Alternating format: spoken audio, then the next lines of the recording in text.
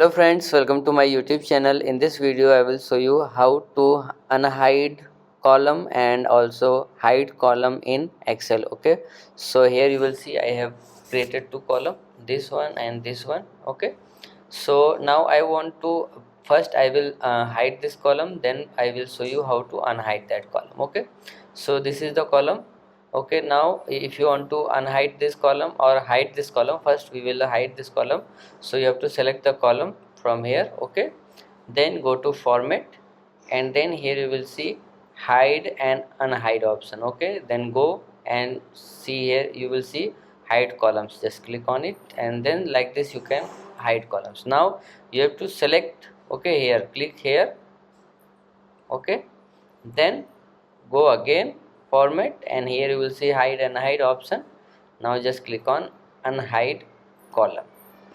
So like this you can hide and unhide column in Excel. So if you like this video, please like my video and also subscribe my channel for more videos like this. Thanks for watching.